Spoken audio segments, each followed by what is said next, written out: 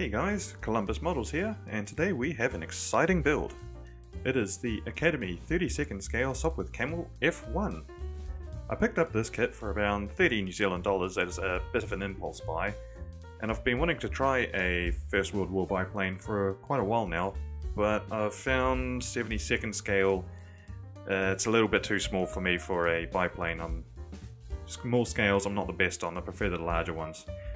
But I picked up this one because I was looking at wingnut wings and they are just a little bit too expensive at the moment and difficult to find in New Zealand. They're currently retailing for around $300–400 sometimes, so I wanted something cheaper as this will be the first time I try a 32nd scale aircraft. So I wanted to try a bit of a simpler kit before I commit fully to something like a wingnut wings because they're quite a bit of a financial investment.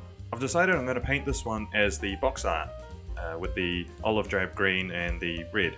It's a scheme that I quite like. I think it looks cool, so it's going to be the scheme I go with. I haven't done also red in an aircraft for a while, so I do like the more brightly coloured. That being said, the last video I did was on a fully black aircraft, so take that as you will. So on this kit I'm going to be doing quite a few different new things that I've never tried before, mainly wood paneling, wood grain and stuff like that.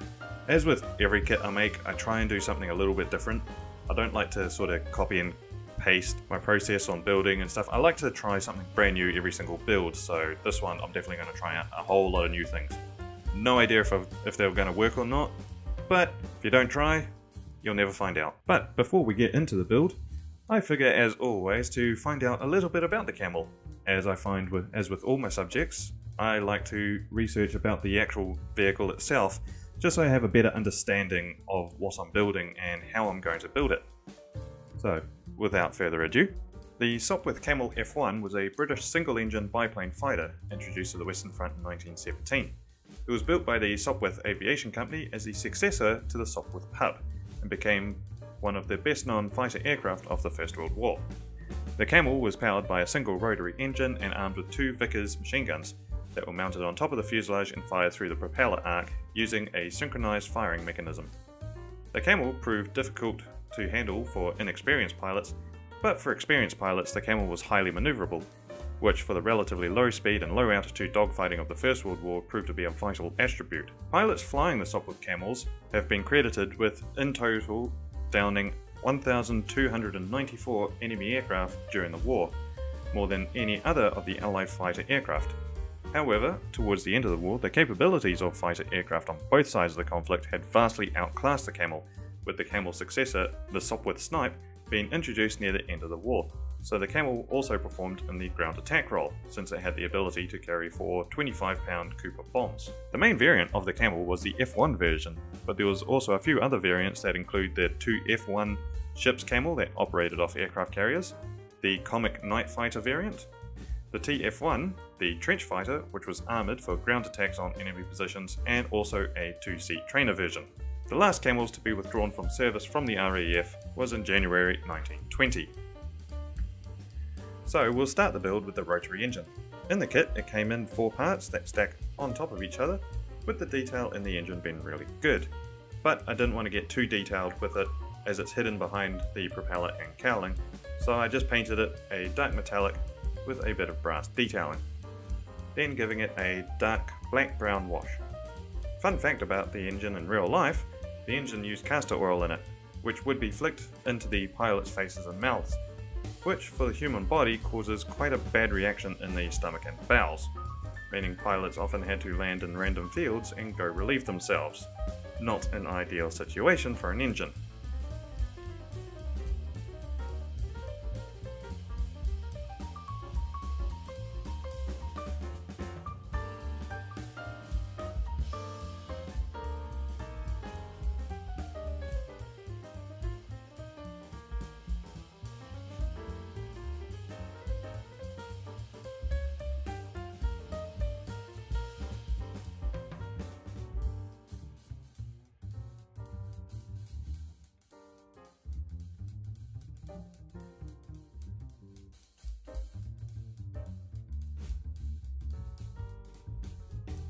The next part was the propeller. and you'll note I'm painting everything before putting it together in this build, purely because for me it's easier. However, I was excited to paint this prop and all the wooden parts thanks to a video made by LPJ Models about how to paint wood grain. I used an acrylic beige paint as the base colour, then a dark brown oil paint thinned slightly and painted all over the area I wanted the wood. Then, once allowing the thinners to dry, using an old wiry busted up brush and brushing it in the direction of the grain I want. Once the oil paint had then dried, I painted a highly thinned oil wash over it to give an antique varnish look, as wood varnish in the 1910s was a lot more matte than modern wood varnishes. Modern varnishes are quite glossy.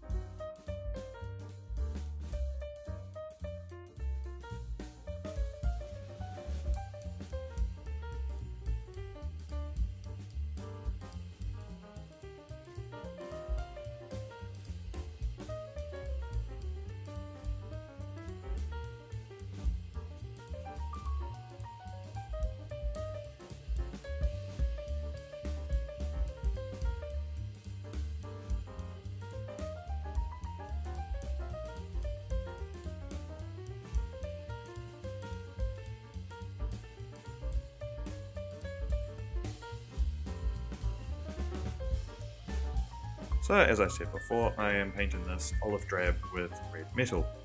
So just now working on the cowling, I'm painting the inside with a polished aluminium. The outside is Tamiya Enamels red.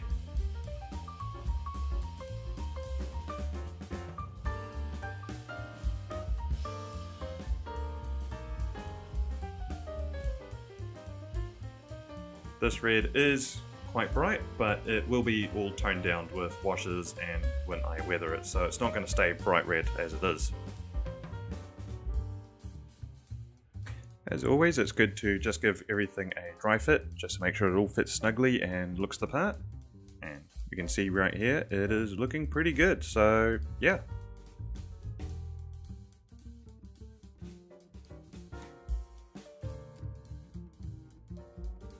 Now to weather the cowling, I'm using a sponge and some metallic paint and going around all the edges just to give it a worn, chipped look.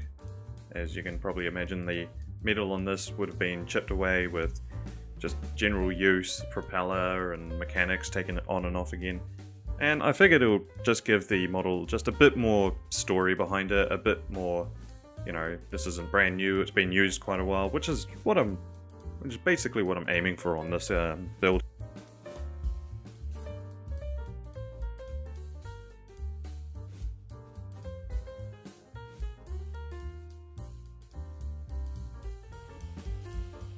After priming the wings, I gave them a few coats of the olive drab base, then decided to go over all the wing ribs with a highlighted olive drab in order to make them stand out more and give a bit more visual detail.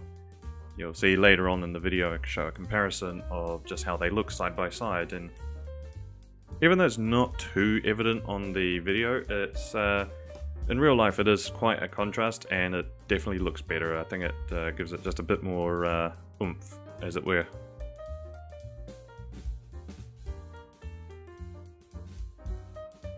So we see here the top wing, which is at the bottom, has had the highlights done to it while the lower wing hasn't. So you can see there's not a lot of difference you can see on the video, but yeah, as I said, in real life it is quite a stark contrast and it does look a lot better with the highlighting done. The underside I painted a sandy beige colour, as in the First World War they didn't use sky blue or duck egg blue or anything like that. Now the wing colours look a bit bright right now, but don't worry, they will be toned down with filters later on, so they'll look a bit more realistic later.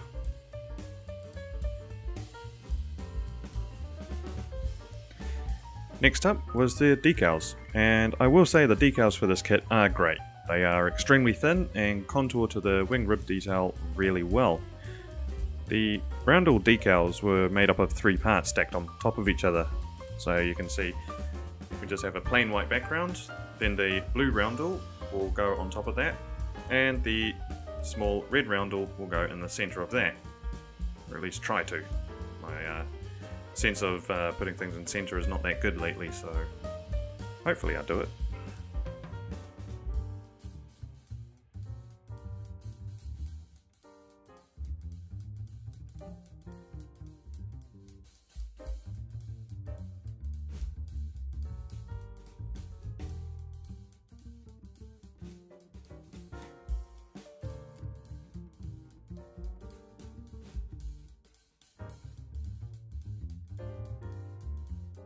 The diagonals that go on top of the wings were definitely on the fiddlier side, trying to get the right angle and whatnot, and trying to get them to move around the ribs was definitely the hard part. But once you get them, they look pretty good on this kit. It was one of the reasons I went for this scheme, was for these red diagonals. They look pretty good.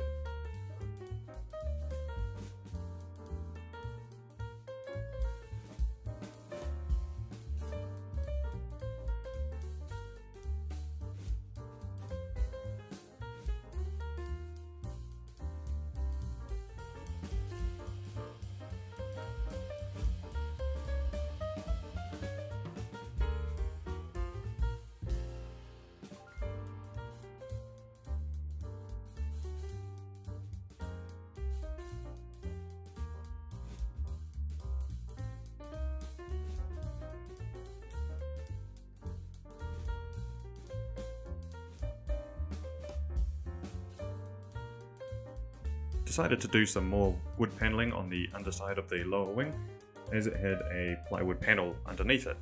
So decided, hey, it's another time to try out the wood grain techniques, so figured about why not. And I think it came out pretty good, but I'll let you guys let me know if you think otherwise.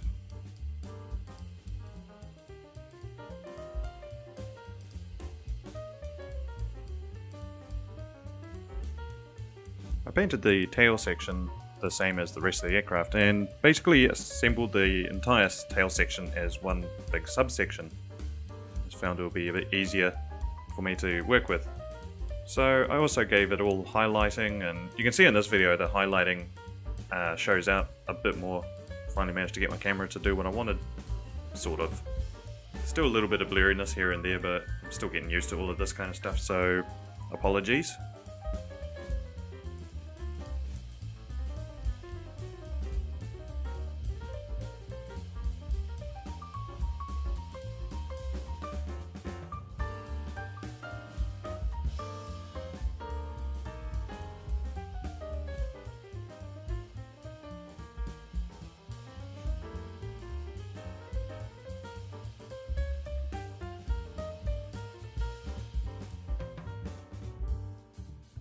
Again, the decals for the tail went on a breeze, although I did, as you can see, I did have to make a few holes just for where the connecting wires poke through. That was the only downside, but otherwise the decals on this they were really good. They've definitely been my favourite decals so far for a kit.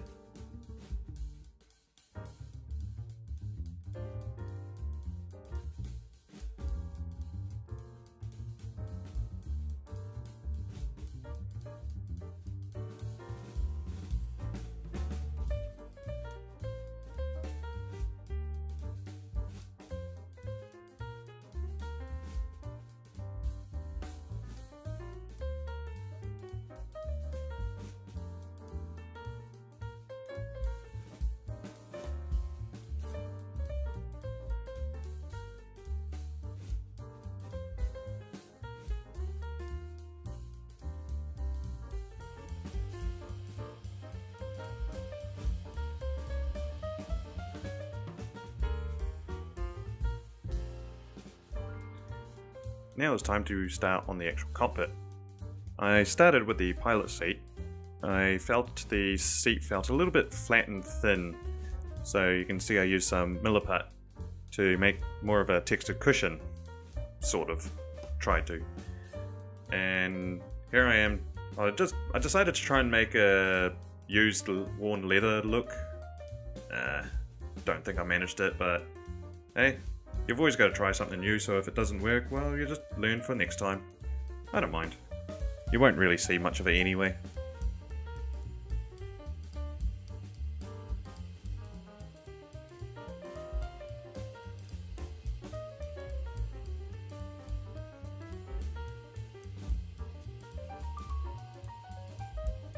The floor was painted with polished aluminium, and then I gave it all a dark brown wash just to try and bring out some of the details. Again, you don't actually see a lot of the cockpit. I painted the inside of the fuselage a red-brown, and then picked out all the supporting struts with a beige colour. However, on reflection, I think I kinda got these two colours the wrong way round, but oh well. If you think I did it the wrong way around, please just let me know. I'm always down for a bit of feedback here and there.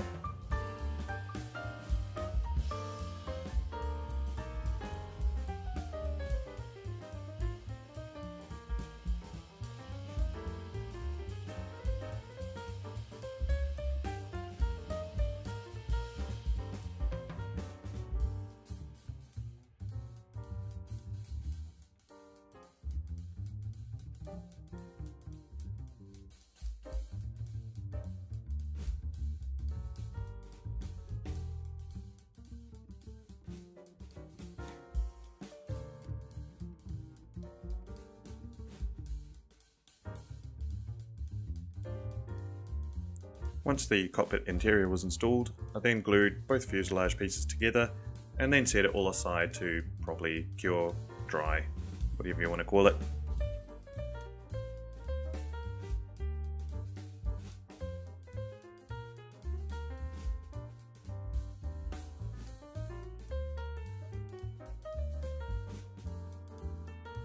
Whilst the fuselage was drying, I worked on the landing gear. Once again, I used LPJ Model's wood grain technique. Cheers James for the video, you've really been helpful on this one. Big shout out.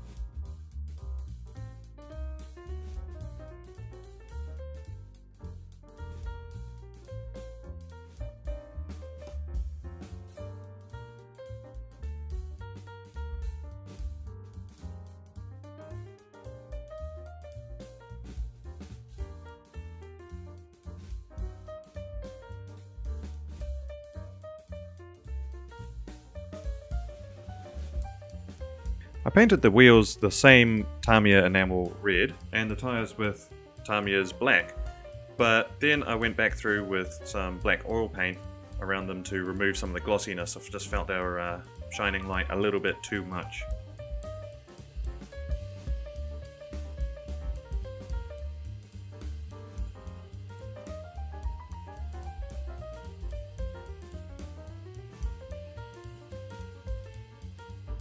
Now, to weather these, I mixed up a paste of burnt umber pigment powder and water and covered the entirety of the wheels, allowing them to dry fully, and then I used a rag, or just with my hands, I was just started handling them just to rub away the pigments where they would on any raised edges, leaving them in cracks and crevices where they would naturally stay and stick.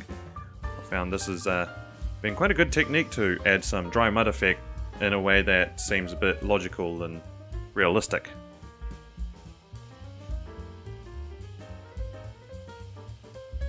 So we're just showing off the finished landing gear, however I thought it finished, but I decided I wanted to paint the supporting strut across the middle red as well, but wanted to make it look a bit weathered.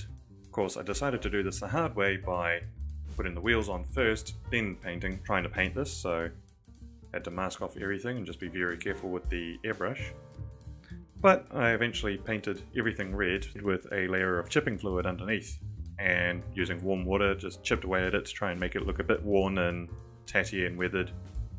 Well, at least that's what I'm going with. It's up to you guys to decide if I managed to do it or not.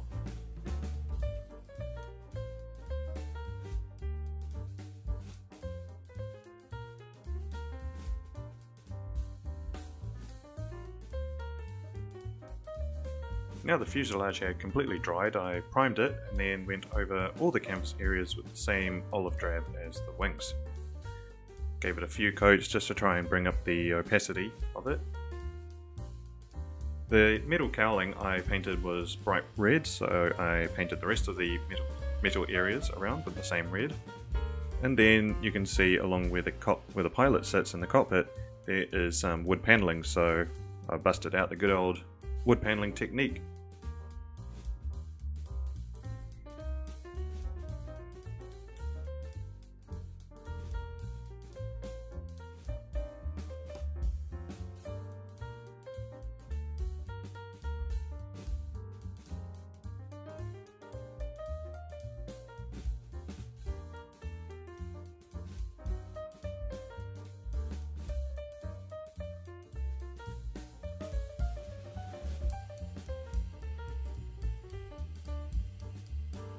After varnishing it all, I went through with a dark brown wash just to try and dull down some of the brighter colours and give it more of a realistic look. Here you can see me, I am starting the chipping process and weathering process for the engine cowling and metal areas. So I went through with just a broken bit of sponge and some metallic paint and put chips in logical areas that you'd find on the aircraft, and then gave everything a dark wash to simulate oil splatter and grime and grease, everything associated with an engine basically.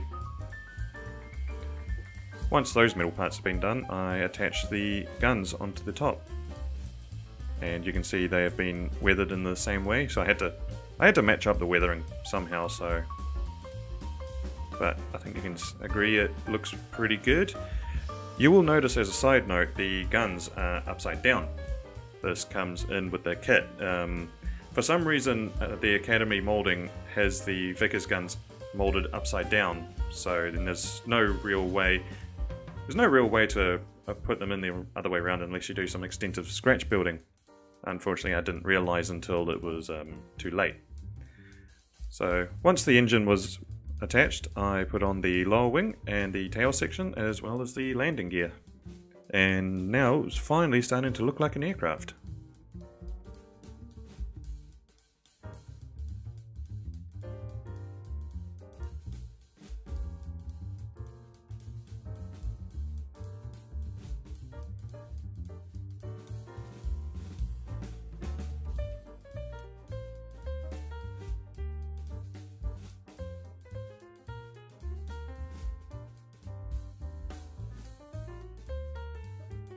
Now it's time to do the decals all on the fuselage, the last little bit of decaling.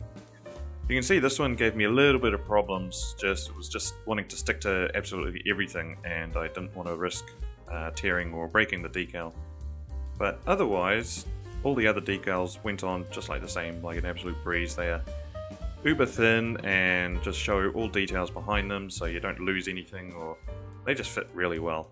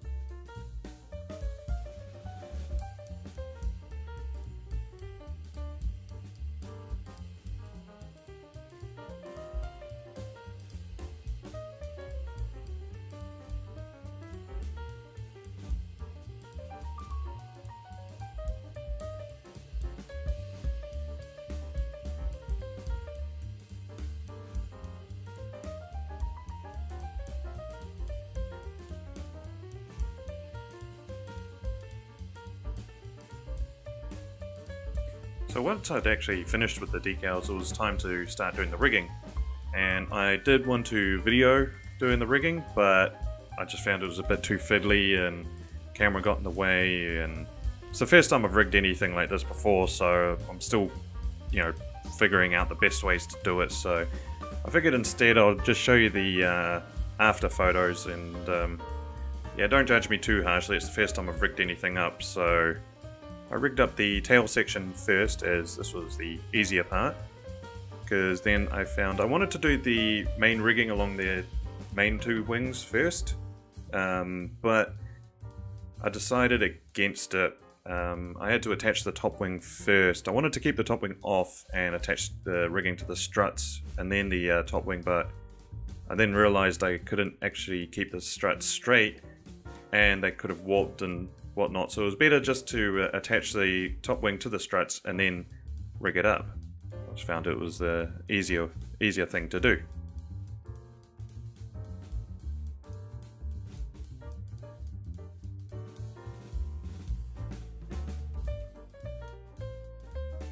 So here we have the finished build, and I hope you guys like it.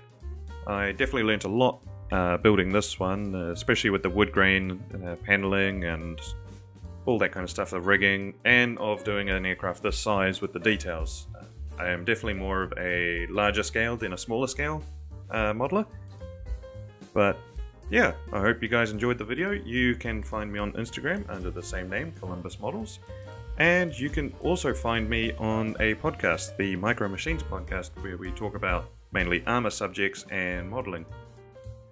So you'll find us on Spotify and YouTube under Micro Machines podcast, and we also have a Discord that you can join in on the fun. So those will be linked in those social medias.